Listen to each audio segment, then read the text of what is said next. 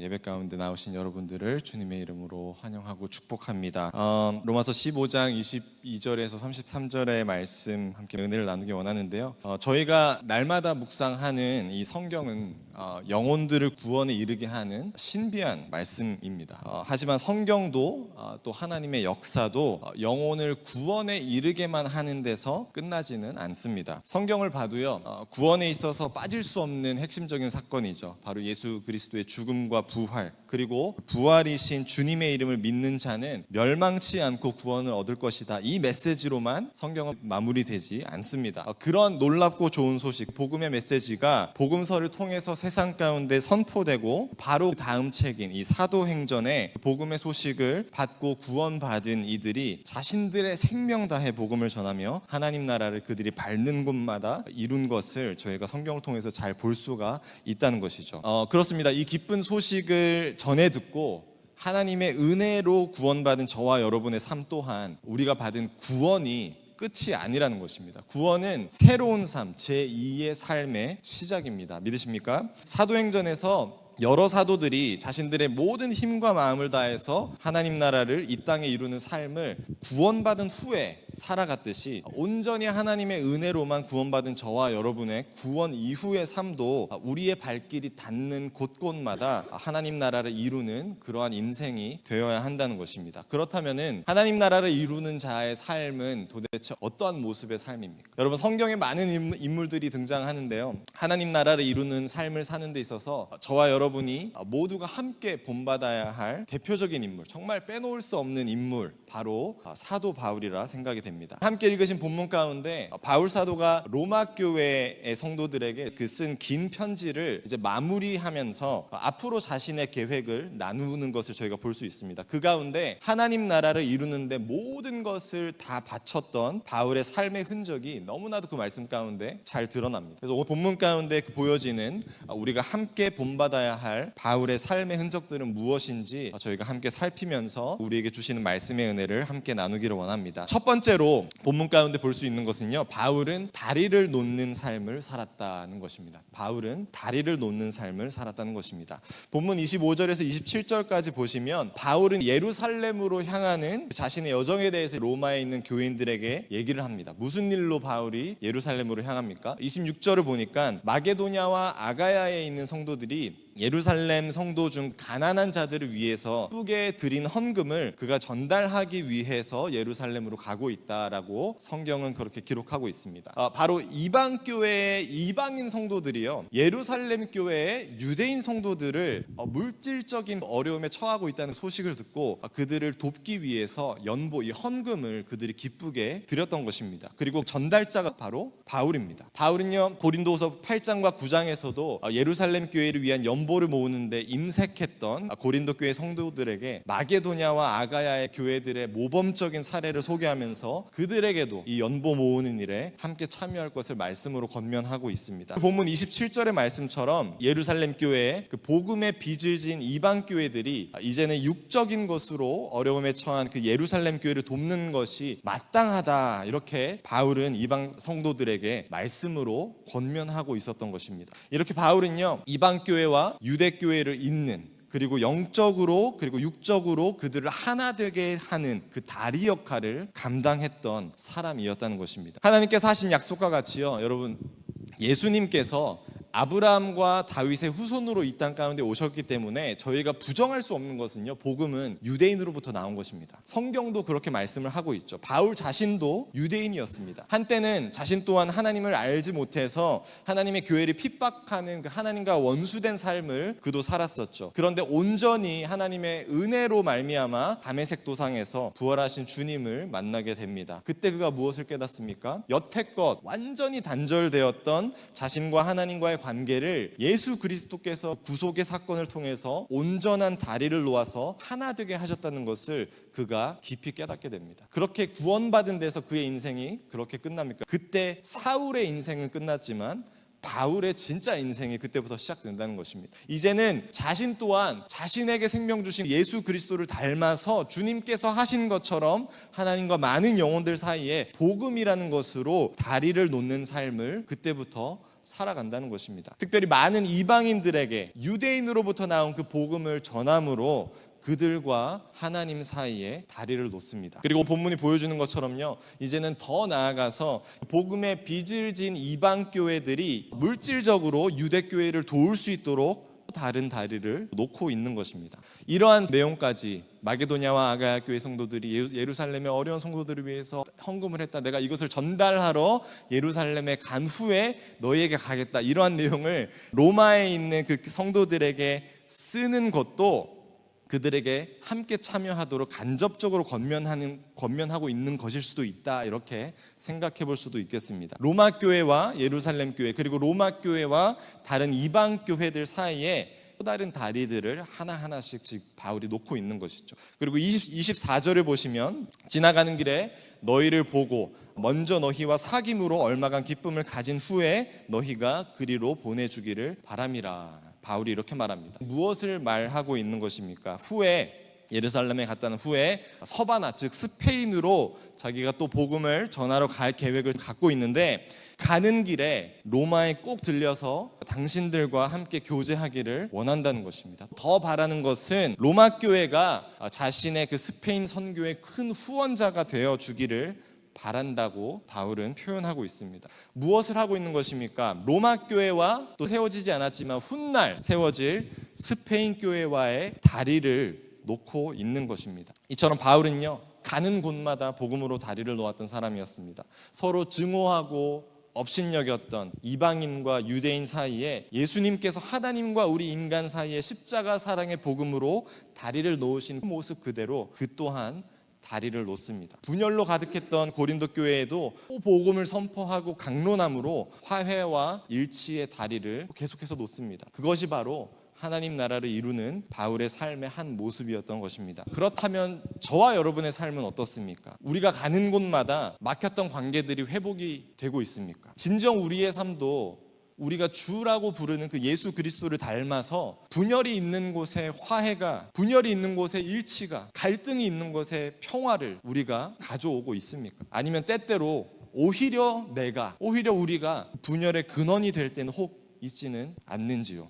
하나님 나라를 이 땅 가운데 이루는 삶을 살기 위해서는요, 우리는 어딜 가든지 다리 놓는 자가 되어야 한다는 성경 우리에게 말씀해주고 있습니다. 우리가 먼저 받은 복음으로 아직도 하나님과 단절된 삶을 살고 있는 자들과 하나님 사이에 우리는 생명의 다리를 놓아야 한다는 것입니다. 교회 안에서 다른 성도들과 관계 속에서도 어떤 미움이나 시기나 질투, 갈등의 자그마한 기미가 내 안에서 피어나는 것이 보이기 시작할 때도 나몰라라 하기보다는, 그저 덮어두고 있기보다는 그 가운데 파고 들어가서 갈등을 해소하고 그 가운데 화해를 불러일으키고요, 하나 되게 하는, 연합하게 하는 그러한 다리가 우리는 되어야 한다는 것입니다. 어딜 가든지 누굴 만나든지 여러분 주위에 이웃과 또 여러분이 섬기는 그 하나님을, 그리고 이웃과 이웃을 복음으로 하나 되게 하는 다리를 놓는 저와 여러분 되시기를 주님의 이름으로 축복합니다. 두 번째로 본문을 통해 바울의 삶 가운데 볼 수 있는 그 하나님 나라 이루는 자의 삶은요, 바로 다른 이들을 복음의 사역 가운데 참여시키는 삶입니다. 다른 이들을 복음의 사역 가운데 참여시키는 삶입니다.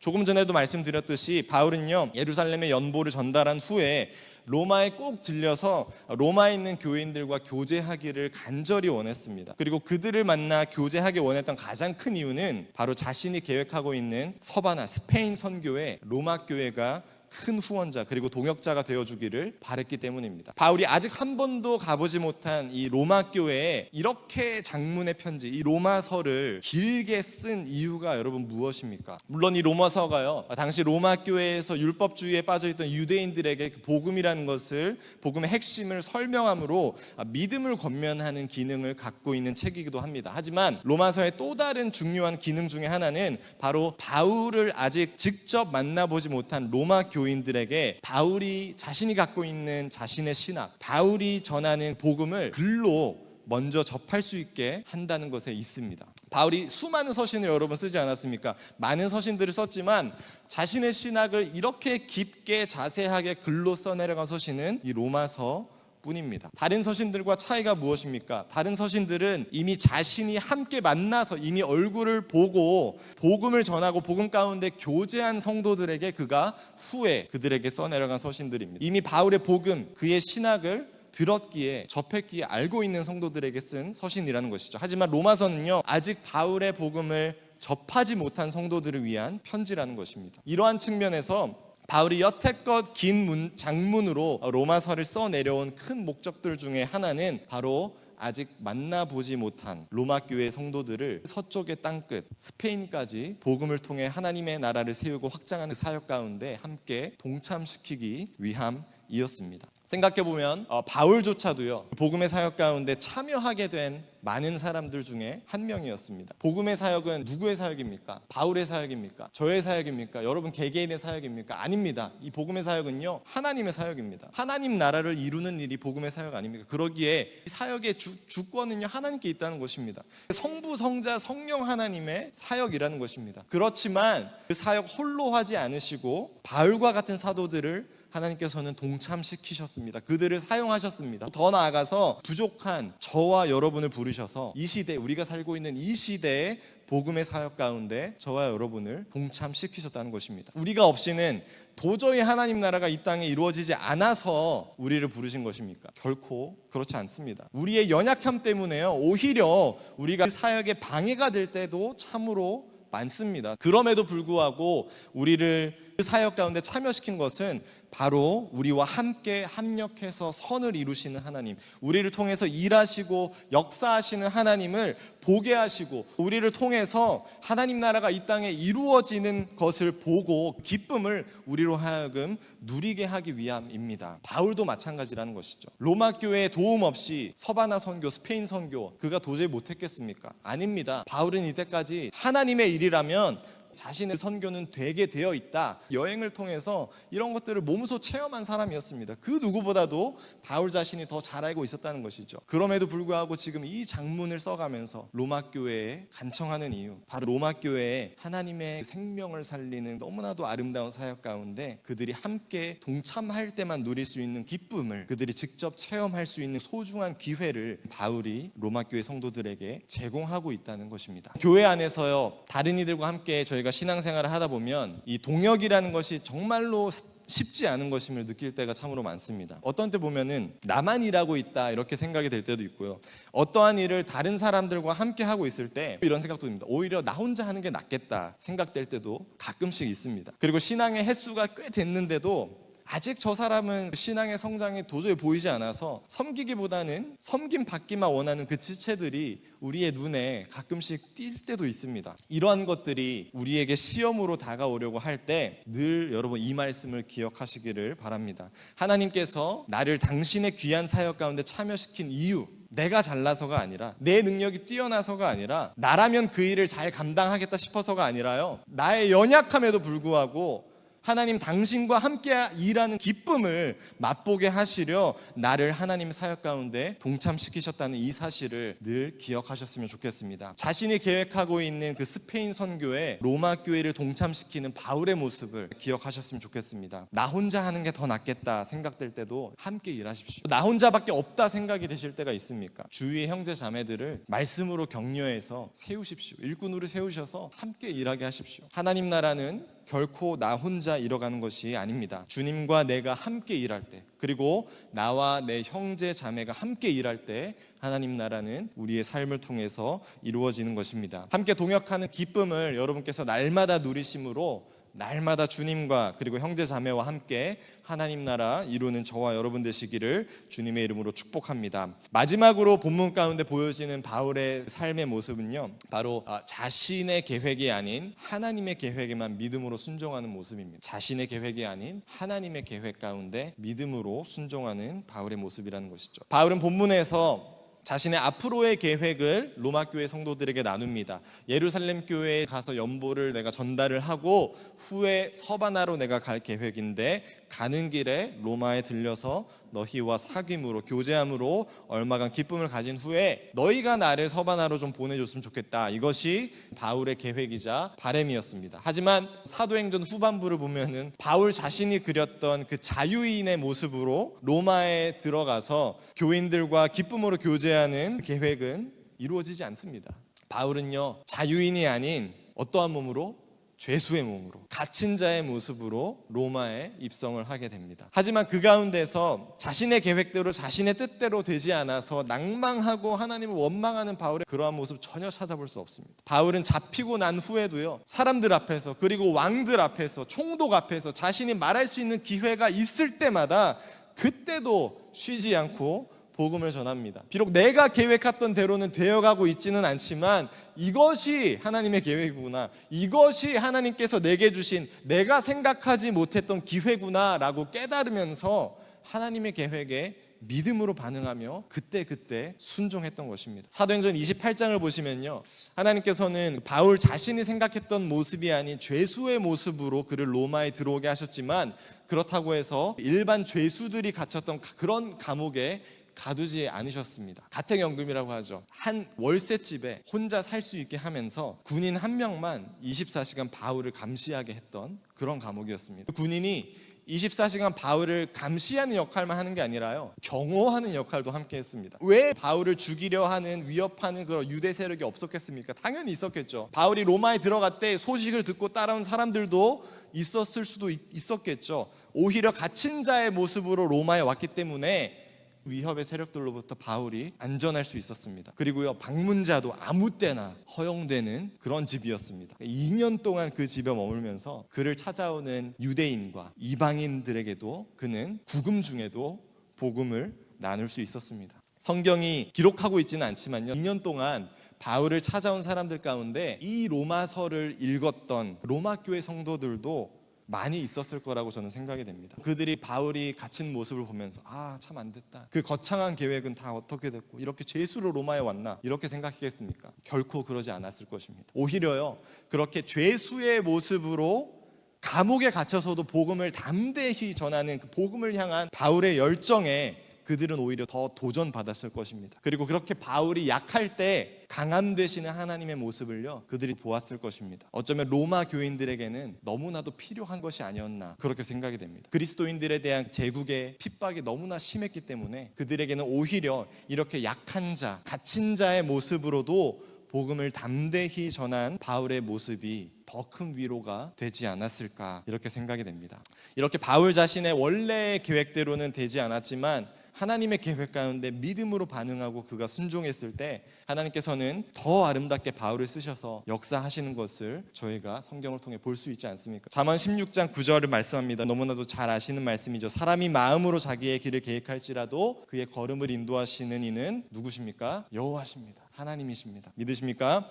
그렇습니다. 인생이 내 마음대로 내 계획대로 되지 않을 때가 훨씬 더 많은 것 같습니다. 그럴 때 많은 사람들은요, 좌절하고 원망합니다. 누구 탓을 하려고 열심히 찾아요. 그러나 성도된 우리들은 다르게 반응할 수 있다는 것입니다. 좌절하고 원망하기보다는 나의 뜻대로 계획대로 내가 그린 그림대로는 되지 않고 있지만 내 걸음을 인도하시는 분이 하나님이시고 하나님은 참으로 좋으신 분, 신실하신 분을 내가 믿으면서 오히려 그분의 계획을 더 기대하며 그 계획 가운데 순종하며 우리는 나아갈 수 있다는 것입니다. 오히려 내가 아니라 그분이 인도하시는 길이 내가 계획한 그 길보다 더 좋은 길, 더 안전한 길, 더 평안하고 복된 길임을 우리가 깨닫게 될 줄 믿습니다. 그분의 뜻과 계획 가운데 여러분의 인생을 한번 맡겨보십시오. 계획 가운데 믿음으로 여러분께서 순종할 때 진정 여러분을 통해 하나님 나라 이루시고 세워가시는 하나님을 경험하게 될 줄 믿습니다. 이러한 축복을 날마다 누리시는 저와 여러분 되시기를 축복합니다. 하나님 나라를 이루는데 삶을 다 바쳤던 바울의 삶의 흔적을 저희가 본문을 통해서 함께 묵상했습니다. 그의 삶이 그토록 복될 수 있었던 이유는요, 바로 그는 다리를 놓는 사람이었기 때문입니다. 가는 곳곳마다 단절된 관계를요, 복음으로 다리를 놓아서 하나 되게 했던 예수 그리스도를 쫓아 살았던 그러한 사람이었습니다. 그리고 더 나아가서 그렇게 복음으로 주님과 하나 된 자들을 늘 복음의 사역 가운데 더 동참시키려고 하는 그런 자였습니다. 늘 연약한 자들을 말씀으로 격려해서 하나님께서 연약한 우리와 함께 일하시는 것처럼 그들과 함께 일하길 원했던 바울의 모습이었습니다. 그리고 그는 자신의 계획 위에 하나님의 계획을 더 우선으로 두고 그 계획 가운데 늘 믿음으로 순종했던 사람이었습니다. 이러한 바울의 삶을 하나님께서 귀하게 사용하셔서 그가 살았던 그 시대 가운데 그를 통해 하나님 나라를 얼마나 크게 확장하셨습니까? 그리고 그 시대 후에도 우리의 이 시대까지 그가 직접 기록한 이 말씀들을 통해서 그의 발자취가 기록된 말씀들을 통해서 하나님 나라를 지금도 우리 성도의 삶을 통해서 이뤄가고 계시다는 것입니다. 우리도 이러한 바울의 삶의 흔적들을 본받아서 우리가 밟는 곳곳마다 우리의 삶의 영역이 미치는 곳곳마다 아름다운 하나님의 나라가 이루어지고 확장되는 축복이 넘쳐나기를 주님의 이름으로 축원합니다.